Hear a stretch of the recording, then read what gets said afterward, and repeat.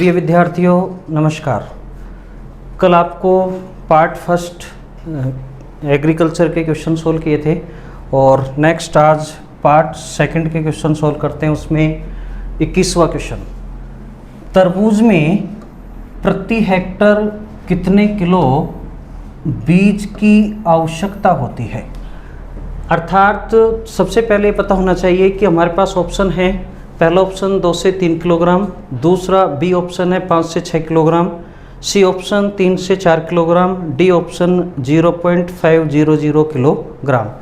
तो जितने भी तरबूज है वो मुख्य रूप से कुकर बिटेसी, कौन सी बिटेसी, कुकर बिटेसी कुल का या परिवार का सदस्य है, जिनमें विभिन्न प्रकार की फसलें आती है और उन्हीं में इसमें बीज की दर है। तो तरबूज की जो बीज दर है बेटा वो राइट आंसर हमारे पास है बी, अर्थात 5 से 6 किलोग्राम। जबकि 2 से जो 3 किलोग्राम की जो बीज दर है, 2 से 3 किलोग्राम की जो बीज दर है, ये स्नैप फ्रूट्स अर्थात स्नैप मेलन, जिसको अपन बोलते हैं फ्रूट ककड़ी, कौन सी ककड़ी, फ्रूट ककड़ी। तो फ्रूट ककड़ी की बीज दर कितनी है, 2 से लेकर के 3 किलोग्राम। इसके अलावा 3 से 4 की अपन बात करें तो 3 से 4 किलो में जो ग्राम बीज दर है वो लौकी तथा ककड़ी की है। किसकी है, लौकी तथा ककड़ी। तो 500 जो ग्राम है ये किसी कुकुरबिटेसी में बीज दर नहीं है, इसलिए तरबूज की जो बीज दर है उसका राइट आंसर होगा वो 5 से 6 किलोग्राम होगा। और यदि इसके अलावा जो ऑप्शन हमारे पास में है 2 से 3 किलोग्राम जो बीज दर होगी वो फ्रूट ककड़ी अर्थात स्नैप मेलन की होगी, और 3 से 4 किलोग्राम जो बीज दर है वो लौकी, बॉटल गार्ड और ककड़ी, ठीक है, इनकी बीज दर होगी। तो इसके साथ में अपन बाकी के ऑप्शन को भी ध्यान रखें। नेक्स्ट क्वेश्चन हमारे पास में है, गांठ को भी बोई जाती है। तो सबसे पहले इस चीज़ का पता होना चाहिए कि जो ये हमारे पास में जो ये फसल है, जो ये सब्जी है, ये किस मौसम में बोई जाती है। तो सबसे पहले इनका पता होना चाहिए कि जितनी भी गोभी वर्गीय सब्जियां हैं, इन सभी गोभी वर्गीय सब्जियों को कॉल क्रॉप्स के नाम से जाना जाता है। किस नाम से जाना जाता है बेटा, कॉल क्रॉप्स, ठीक है। इसमें गांठ गोभी, फूल गोभी, पत्ता गोभी, स्प्राउट, ये सभी प्रकार की जो सब्जियां हैं इन सब्जियों को कॉल क्रॉप्स के नाम से जाना जाता है। और पूछा भी जाता है कॉल क्रॉप्स के अंतर्गत निम्न में से कौन सी सब्जी नहीं आती। तो ये सभी सब्जियां इसके अंतर्गत आती है। ये जितनी भी कॉल क्रॉप्स के अंतर्गत जो सब्जियां आती हैं, इन सभी सब्जियों को शीतोष्ण अर्थात ठंडी जलवायु की आवश्यकता पड़ती है। किसकी आवश्यकता पड़ती है बेटा, ठंडी जलवायु। अपना ऑप्शन इसी में रहेगा, ठंडी जलवायु है तो जो कॉल क्रॉप्स होगी वो कौन सी, उसके लिए कौन सी क्लाइमेट उपयुक्त रहेगा, ठंडी, अर्थात तो शीत ऋतु उसके लिए उपयुक्त मानी जाती है। अब ठंडी जलवायु में जो फसल बोई जाती है, ठीक है, उसको बोलते हैं रबी। क्या बोलते हैं बेटा, रबी। तो गांठ गोभी कब बोई जाएगी, रबी। तो हमारा राइट आंसर कौन सा होगा, बी, जिसमें होगा रबी। तो गांठ गोभी कब बोई जाएगी, रबी। नेक्स्ट क्वेश्चन हमारे पास बेटा रहेगा, अबेल मोस्कस एस्कुलेंटम वानस्पतिक नाम है। बहुत अच्छा क्वेश्चन है। Abelmoschus esculentus, botanical name of Abelmoschus esculentus किसका है, पहला पत्ता गोभी, ए ऑप्शन, बी फूल गोभी, सी गांठ गोभी, डी भिंडी। अब आपको लगभग सभी का यदि पता है तो आसानी से इस क्वेश्चन को सोल्व कर सकते हैं। सबसे पहले हमारे पास है पत्ता गोभी। पहला कौन सा हमारे पास में है, पत्ता गोभी, जिसको अपन कैबेज बोलते हैं। इसका बॉटनिकल नाम है ब्रेसिका ओलेरेसिया, और जो इसकी सब स्पीशीज जो वैरायटी है वो है कैपिटाटा। क्या है बेटा, कैपिटाटा, ठीक है। या टेटा भी वो हिंदी में लिखा होता है। तो पत्ता गोभी का बॉटनिकल नाम होगा ब्रेसिका ओलेरेसिया, वैरायटी कैपिटाटा या स्पीशीज कैपिटाटा। फूल गोभी जो हमारे पास में कॉलीफ्लावर है, इस कॉलीफ्लावर का बॉटनिकल जो नाम है वो इसी से रिलेटेड है, ब्रेसिका ओलेरेसिया स्पीशीज बोट्राइटिस। कौन सा है, बोट्राइटिस। इसका बॉटनिकल नाम क्या होगा, ब्रेसिका ओलेरेसिया बोट्राइटिस। तो तीसरा हमारे पास सी ऑप्शन है गांठ गोभी, इसका बॉटनिकल नेम होगा ब्रेसिका ओलेरेसिया वैरायटी या सब क्या नाम है इसका, कोलोरैपा, ठीक है, या कोलोरापा। चौथा हमारे पास डी ऑप्शन है, वो लास्ट अपने पास बचा हुआ है, वो कौन सा है, अबेलमोस्कस एस्कुलेंटम। ये किसका बॉटनिकल नाम है, भिंडी का। एक क्वेश्चन ये विशेष रूप से और पूछा जाता है कभी कभी, इन में से ही पत्ता गोभी, फूल गोभी और गांठ गोभी, इनमें से किसी का भी बॉटनिकल नाम दे देते हैं, और बॉटनिकल नाम सबका सेम है, केवल इसकी स्पीशीज या वेराइटीज में डिफरेंस है, ठीक है। तो ये क्वेश्चन अधिकांशतः पूछ लिया जाता है, तो इसका विशेष रूप से ध्यान रखें। पत्ता गोभी है तो इसकी जो सब स्पीशीज है वो कैपिटाटा है, फूल गोभी है वो बॉट्राइटिस है, गांठ गोभी है कोलोरेपा है, ठीक है। तो इससे अधिकांशतः क्वेश्चन, और ज़्यादातर क्वेश्चन बच्चे ये गलत भी करते हैं, क्योंकि तीनों का बॉटनिकल नाम जो सब स्पीशीज है वो क्या हो जाती है, उसमें डिस्टर्ब दिमाग से उतर जाती है। तो इसलिए विशेष ध्यान रखें, पत्ता गोभी की कैपिटाटा, फूल गोभी की बॉट्राइटिस और गांठ गोभी की कोलोरेपा। नेक्स्ट क्वेश्चन हमारे पास में बेटा, मानव आहार में प्रतिदिन सब्जियों की आवश्यकता होती है। मनुष्य को प्रतिदिन कितनी सब्जियों की आवश्यकता होती है, अर्थात ऑप्शन हमारे पास में पहला ऑप्शन 300 ग्राम, दूसरा ऑप्शन 200 ग्राम, तीसरा सी ऑप्शन हमारे पास 400 ग्राम, डी ऑप्शन हमारे पास में 100 ग्राम। तो मनुष्य को प्रतिदिन 300 ग्राम, हमारे पास ऑप्शन राइट ऑप्शन इसका रहेगा, 300 ग्राम प्रतिदिन सब्जियों की आवश्यकता होती है। लेकिन अधिकांशतः जो क्वेश्चन इससे थोड़ा सा जटिल पूछ लिया जाता है, जब व्यक्ति को प्रतिदिन 300 जो ग्राम वेजिटेबल्स हैं इसकी पर कैपिटा पर डे इसकी आवश्यकता पड़ती है, तो इनमें से बेटा जो मुख्य रूप से सब्जियों के अलग अलग रूप हैं, और उसके आधार पर अपन इनको बता सकते हैं कि साहब कितनी सब्जियां कितनी मात्रा में कौन सी सब्जी होनी चाहिए। तो 125 जो ग्राम सब्जी है, इस टोटल में 125 ग्राम सब्जी है वो लीफ वेजिटेबल होगी। कौन सी होगी, लीफ वेजिटेबल, अर्थात पत्तियों वाली सब्जियों की मात्रा कितनी होगी, 125 ग्राम। इसके बाद में जो 100 ग्राम जो सब्जी होगी हमारे पास में, वो रूट वेजिटेबल के रूप में होगी। किस रूप में होगी, रूट वेजिटेबल, अर्थात जड़ वाली सब्जी होगी। और शेष जो सब्जी है 75 ग्राम जो सब्जी है वो कोई सी भी अदर्स वेजिटेबल हो सकता है, कोई सी भी अन्य सब्जी हो सकती है, लेकिन दो फिक्स हैं कि 125 ग्राम लीफ वेजिटेबल होना कंपलसरी है, 100 ग्राम रूट वेजिटेबल होना कंपलसरी है।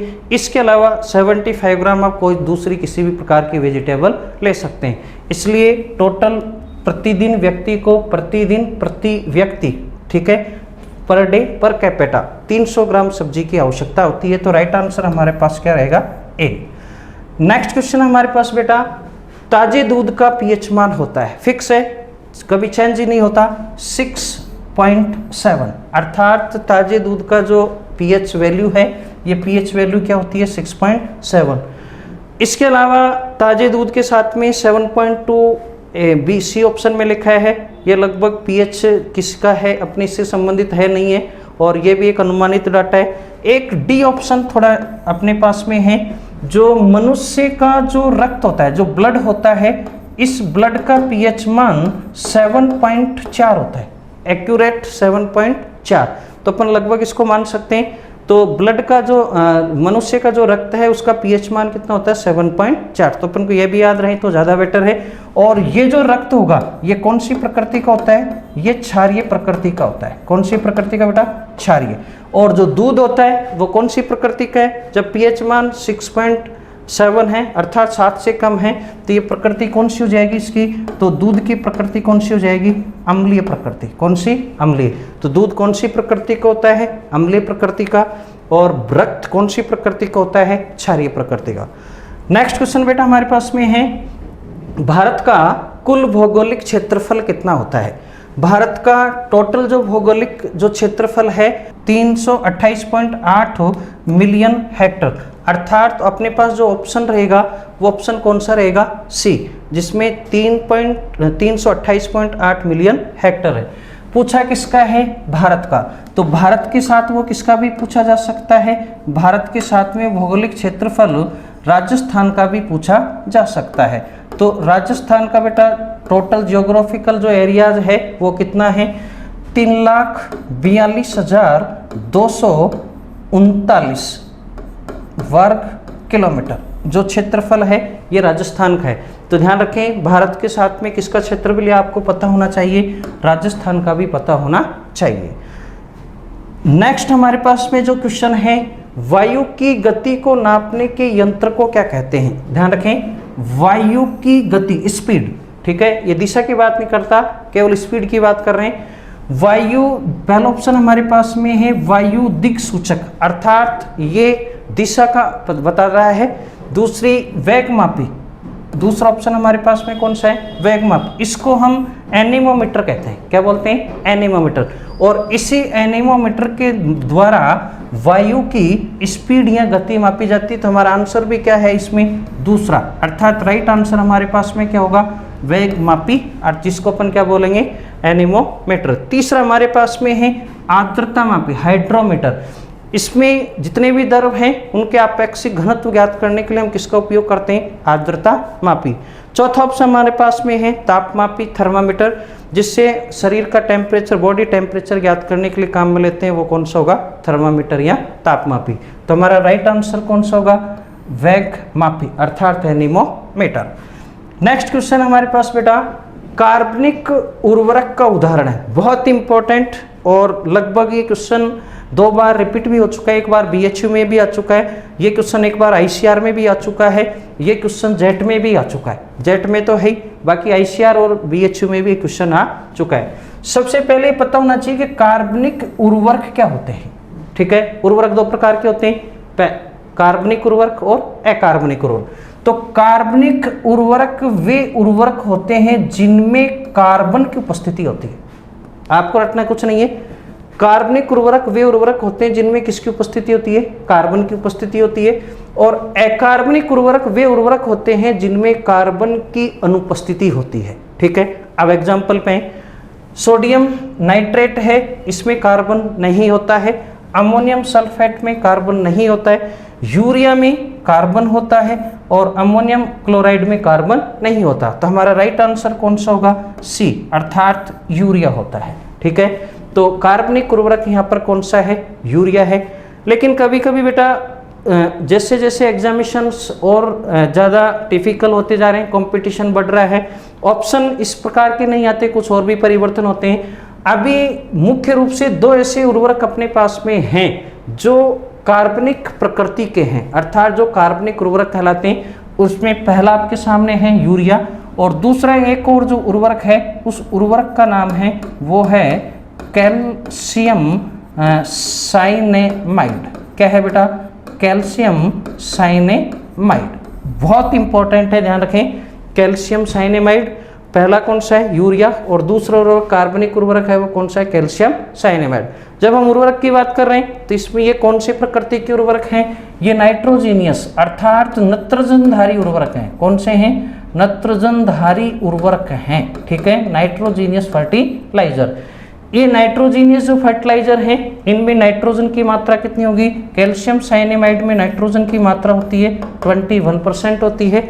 यूरिया की अपन बात करें तो यूरिया में नाइट्रोजन की मात्रा कितनी होती है बेटा, 46%। बहुत अच्छा क्वेश्चन है, एग्जामिनेशन में अधिकांशतः पूछा जाता है। नेक्स्ट हमारे पास क्वेश्चन है, किस फसल को चारे वाली फसलों का राजा कहा जाता है। ध्यान रखें, चारे वाली फसलों का राजा कहा जाता है। ध्यान रखें, जब चारे वाली फसलों का राजा है तो कौन कोई चारे वाली फसलों की भी क्या होगी, रानी होगी, ठीक है। राजा है तो चारे वाली फसलों का जो राजा है बेटा उसका तो राइट आंसर कौन सा होगा, ए, अर्थात क्या है, बरसीम। लेकिन आपको रानी का भी पता होना चाहिए। तो चारे वाली फसलों की जो रानी है उस रानी को बोलते हैं बेटा रिजका। क्या है, रिजका, अर्थात इसको लूसर्न के नाम से भी जानते हैं, इंग्लिश में क्या बोलते हैं इसे, लूसर्न। बहुत अच्छा क्वेश्चन है। नेक्स्ट अपने पास में जो क्वेश्चन है वो है, तंबाकू में कौन सा एल्कलॉइड पाया जाता है।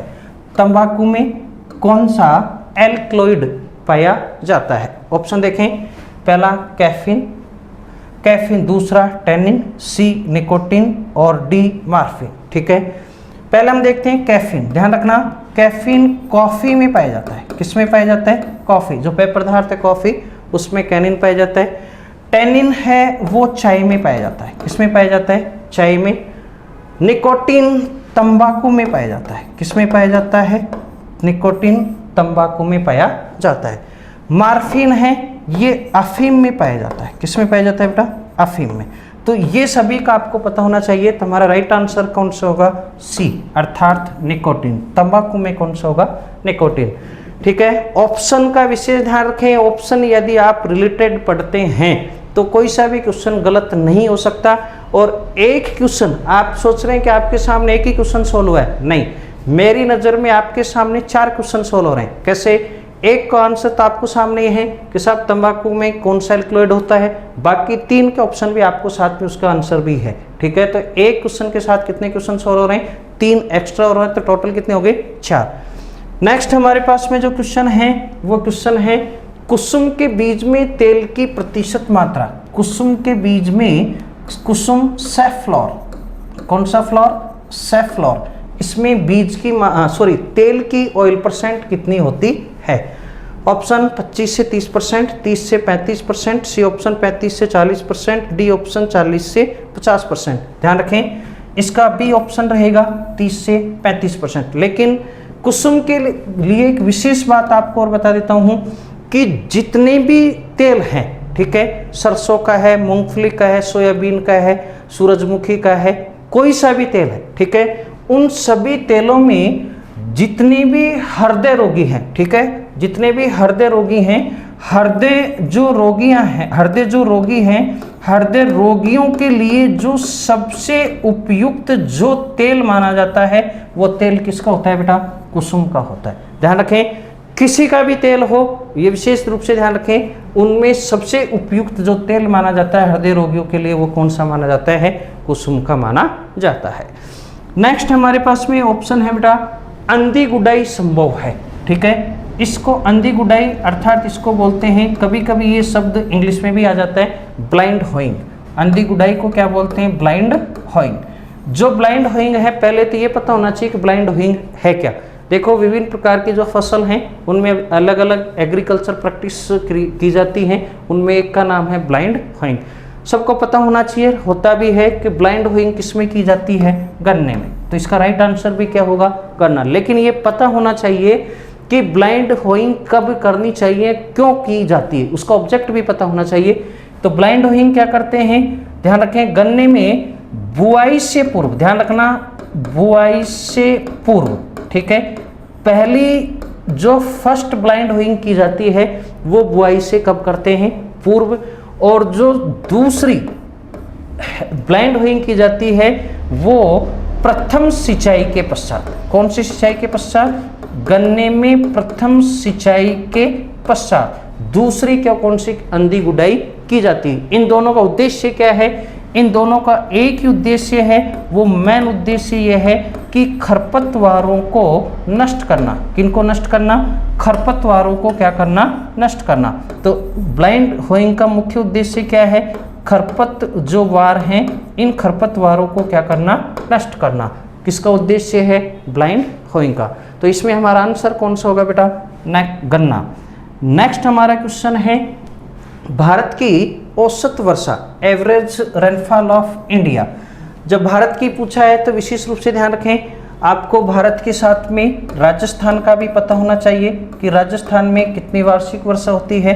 राजस्थान के साथ में भारत का तो आपसे क्वेश्चन पूछा ही जा चुका है, और भारत के साथ में आपको विश्व का भी आपको पता होना चाहिए कि इनमें कितनी वार्षिक वर्षा होती है। बेटा राजस्थान की बात करें तो राजस्थान में 557 मिलीमीटर जो औसत वर्षा है राजस्थान की वो कितनी है? 557 मिलीमीटर। भारत की जो है 1194 मिलीमीटर। भारत की जो औसत वर्षा है 1194। विश्व की बात करें 990 मिलीमीटर। ध्यान रखना ये एक्यूरेट लिखा है, राजस्थान में 557 है, भारत में 1194 है और विश्व में 990 है। क्वेश्चन में क्या पूछा है? भारत में। तो इससे रिलेटेड देखें, इसमें रिलेटेड ऑप्शंस हैं। भारत की 1194 तो लगभग कहाँ एडजस्ट हो रहा है? बी ऑप्शन, अर्थात ये आंसर हमारा क्या है? सही है। ठीक है, तो भारत के साथ में आपको 2 ऑप्शन और भी ध्यान रखने हैं। ठीक है, नेक्स्ट हमारे पास है क्वेश्चन बेटा, वातावरण में कार्बन डाइऑक्साइड की मात्रा कितनी होती है। ठीक है, वातावरण में जो कार्बन डाइऑक्साइड अर्थात CO2 की मात्रा कितनी होती है। वायुमंडल में मुख्यतः 3 प्रकार की गैस हैं, उनमें सबसे पहली है बेटा नाइट्रोजन, दूसरी हमारे पास में ऑक्सीजन और तीसरी आपके सामने कौन सी है, CO2।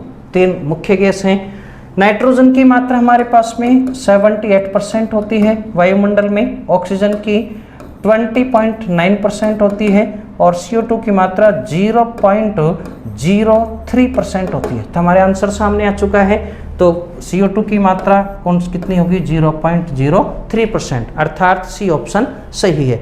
लेकिन कंपटीशन के जैसे ही बढ़ रहा है तो इस क्वेश्चन में बहुत अच्छा परिवर्तन किया है। क्वेश्चन में परिवर्तन क्या है कि वायुमंडल में प्रतिशत मात्रा या भार के आधार पर तीसरे नंबर की गैस कौन सी है। जैसे मैंने आपको नाइट्रोजन, ऑक्सीजन, CO2 मुख्य रूप से ही होती है, लेकिन भार के आधार पर पूछ लिया जाए, वेट के आधार पर यदि पूछ लिया जाए कि मात्रा के आधार पर यदि पूछ लिया जाए तो ध्यान रखें ऑर्गन, कौन सी है बेटा, ऑर्गन। ठीक है, तो तीसरे नंबर के हमारे पास में भार के आधार पर वो गैस होगी, वो कौन सी होगी, ऑर्गन होगी। ठीक है, नेक्स्ट हमारे पास में क्वेश्चन है, वो है मेथी का वैज्ञानिक नाम क्या है। ठीक है, मेथी scientific name of fenugreek, Medicago sativa पहला ऑप्शन। ये बेटा किसका बॉटनिकल नाम है, मेडिकेगो सटाइवा, अर्थात लूसन रिज्का का बॉटनिकल नाम है, ये मेथी का नहीं है।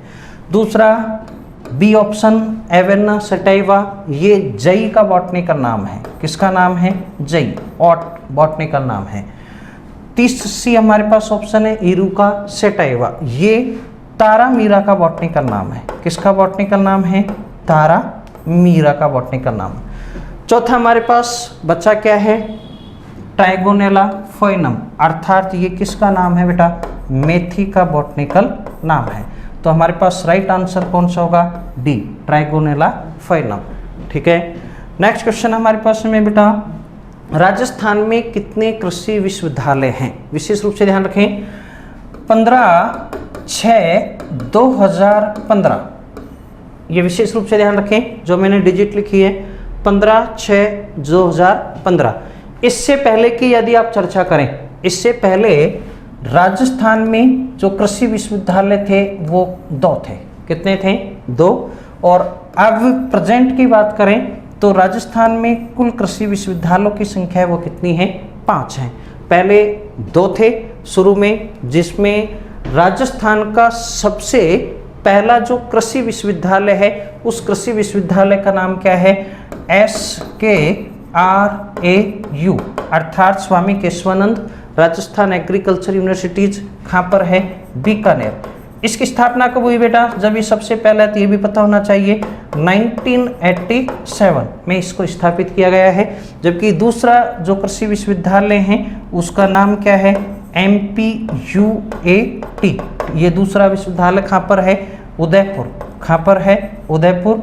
और इसकी स्थापना 2000 अर्थात 1999-2000 में इसकी स्थापना मानी गई है। ठीक है, इसके बाद 3 जो कृषि विश्वविद्यालय हैं वो उनकी स्थापना 15/6/2015 से शुरू की गई है, उसके अनाउंस किया गया है। तो इस तरह से ध्यान रखें, यदि 2015 से पहले की आपसे पूछता है तो कृषि विश्वविद्यालय की संख्या कितनी होगी, 2 होगी। और यदि वर्तमान की बात करते हैं तो कुल कृषि विश्वविद्यालयों की संख्या कितनी होगी, 5। राइट, नेक्स्ट क्वेश्चन बेटा, स्टूलिंग किस फसल में प्रचलित प्रवर्धन की विधि है, स्टूलिंग। ठीक है, और पूछा है प्रवर्धन, commercial propagation of stooling, commercial propagation किस फ्रूट्स में इसकी प्रचलित विधि है, जिसका नाम दिया है उसने स्टूलिंग। जो ये स्टूलिंग है, ठीक है, इस स्टूलिंग को बेटा माउंडलिंग भी बोलते हैं। क्या बोलते हैं, माउंडलिंग, अर्थात माउंडलिंग लेयरिंग। ठीक है, अर्थात इसको हिंदी में जो बोलते हैं, हिंदी में डेयरी दाल। इसलिए मैं आपको बार बार कहता हूं कि जितने भी टर्म हैं, ठीक है, उसकी इंग्लिश जरूर ध्यान में रखें क्योंकि अधिकांशतः इंग्लिश में चीज़ दे दी जाती है। कोई क्वेश्चन जैसे इन्होंने स्टूलिंग दे दिया तो आपको इसका हिंदी अर्थ पता नहीं है तो आप इस क्वेश्चन को छोड़ देते हैं, इसलिए आपको इसका इंग्लिश पता भी होना चाहिए और इंग्लिश के साथ में आपको उसका हिंदी भी पता होना चाहिए। अब ये जो डेयरी दाब है किस फल में, विशेष रूप से फल में है, पूरे ऑप्शन अपने पास फल हैं, फसल की आवश्यकता नहीं, अपने पास में पूरे फल हैं। तो ये कॉमर्शियल जो प्रोपेगेशन है स्टूलिंग, ये किस में प्रचलित है बेटा? सी अर्थात अमरूद में है। लेकिन होता क्या है, होता यह है कि इस विधि में क्या करते हैं, जो अमरूद है उस अमरूद को सुसुप्त अवस्था के समय, कौन सी अवस्था में? डोरमेंसी पीरियड, सुसुप्त अवस्था के समय मृदा सतह से क्या करते हैं? काट देते हैं और उसमें लगभग 5 से 6 सेंटीमीटर उस पर क्या चढ़ा देते हैं? मिट्टी चढ़ा देते हैं और कुछ दिनों के पश्चात नई नई पौधे विकसित हो जाते हैं और उनको अलग अलग स्थान पर लगा दिया जाता है। इस प्रकार की विधि को स्टूलिंग या माउंट मॉडलेरिंग के नाम से जाना जाता है, जो मुख्य रूप से किस में अपनाई जाती है? अमरूद में अपनाई जाती है। तो हमारा राइट आंसर कौन सा होगा? सी। नेक्स्ट क्वेश्चन बेटा हमारे पास में, संकर बैंगन में प्रति हेक्टर बीज दर होती है। बेटा संकर ऑप्शन पहला 150 ग्राम, बी 200 ग्राम, सी 250 ग्राम और डी 300 ग्राम। संकर बैंगन हाइब्रिड जो ब्रिंजल है उसमें प्रति हेक्टर बीज दर है वो 200 ग्राम है। कितनी है? 200 ग्राम। लेकिन यदि आपसे देसी पूछ लिया जाए कि देसी जो बैंगन है उस देसी बैंगन में प्रति हेक्टर बीज दर की आवश्यकता कितनी होती है, तो बेटा विशेष ध्यान रखें 400 से लेकर 500 ग्राम, ठीक है, प्रति हेक्टर बीज दर की आवश्यकता होती है। प्रति हेक्टर बीज दर नहीं पूछे, प्लांट पॉपुलेशन पूछे कि टोटल पौधों की संख्या कितनी होती है, तो लगभग 35,000 से लेकर 40,000, ठीक है, प्रति हेक्टर पौधों की संख्या होनी चाहिए। तो संकर बीज की कितनी है? 200 ग्राम और देसी की बैंगन पूछे तो कितना है? 400 से 500 ग्राम। तो हमारा राइट आंसर यहाँ कौन सा है? बी। नेक्स्ट क्वेश्चन है बेटा, फूल गोभी में विप्टेल बीमारी किस तत्व की कमी से होती है? ध्यान रखें, फूल गोभी में विप्टेल डिजीज, ठीक है, डिजीज का नाम है यहाँ विप्टेल, ठीक है। विप्टेल जो डिजीज है वो किसकी कमी से होती है? पहला ऑप्शन हमारे पास जस्ता, दूसरा बोरॉन, सी लोहा और डी हमारे पास ऑप्शन है मोलिबेडेनम। तो बेटा ये सबको ध्यान है, अधिकांशतः बच्चे इसको रटे हुए रखते भी हैं, ये एमओ की कमी से होती है। किसकी कमी से होती है? एमओ अर्थात मोलिबेडेनम की कमी के कारण फूल गोभी में विप्टेल डिजीज उत्पन्न हो जाती है। लेकिन ये विशेष ध्यान रखें कि ये जो बीमारी है हर प्रकार की मृदा में नहीं होती, ठीक है।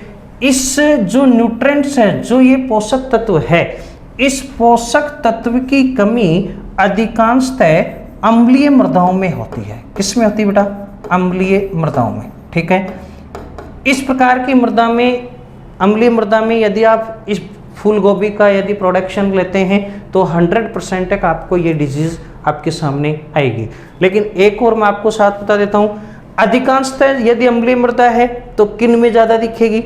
ये बीमारी अधिकांशतः जिनका पीएच मान 5 से कम हो, ठीक है, ऐसी मृदाएं जिनका पीएच मान किससे कम हो? 5, वहाँ जाकर के आपको ये बीमारी अधिक तुरंत आपको पता लग जाएगा कि साहब ये फूल गोभी में कौन सी बीमारी हो गई? विप्टेल। इसके कंट्रोल के लिए क्या करना चाहिए? यदि बीमारी हो भी जाती है और आप इस प्रकार की मृदा में इसका प्रोडक्शन ले रहे हैं तो इसके लिए अमोनियम मोनोबिल्ड, अमोनियम मोलिबडेट, ठीक है, ये अपने पास में रसायन है, ठीक है, इसका आप उपयोग करके इस प्रकार की बीमारी से बचा जा सकता है। तो हमारे पास में राइट आंसर कौन सा होगा? Molybdenum. Next question, last question, ठंडी जलवायु का फल है। ठंडी का मतलब यहाँ ठंडी जलवायु से मतलब है शीतोष्ण। कौन सी जलवायु बेटा? शीतोष्ण जलवायु, शीतोष्ण जलवायु, ठीक है, अर्थात टेम्पेरेट क्लाइमेट, क्लाइमेट, ठीक है। ठंडी जलवायु से मतलब है टेम्परेट, शीतोष्ण जलवायु। शीतोष्ण जलवायु का फल है निम्न में से कौन सा है? बिल्कुल पहला ऑप्शन ही हमारा राइट है, नाशपाती, ठीक है, ठंडी जलवायु का फल है। आम की अपन बात करें आम सब ट्रॉपिकल है। कौन सा है बेटा? सब ट्रॉपिकल, ठीक है, अर्थात उपोष्ण जलवायु का फल है, ठीक है। काजू की अपन बात करें तो काजू भी सब ट्रॉपिकल है। क्या है? सब ट्रॉपिकल, अर्थात उपोष्ण जलवायु का है। चीकू की बात करें तो ये ट्रॉपिकल क्लाइमेट है। कौन सा है? ट्रॉपिकल, अर्थात उष्ण जलवायु। कौन सी जलवायु? उष्ण जलवायु। इस तरह से हमारे इसमें राइट आंसर हमारे पास में कौन सा रहेगा? नाशपाती। इसके साथ में आपको सभी का भी ध्यान रखना चाहिए, आम किससे संबंधित होगा? काजू किस जलवायु से संबंधित है? चीकू किस जलवायु से संबंधित है? Thank you.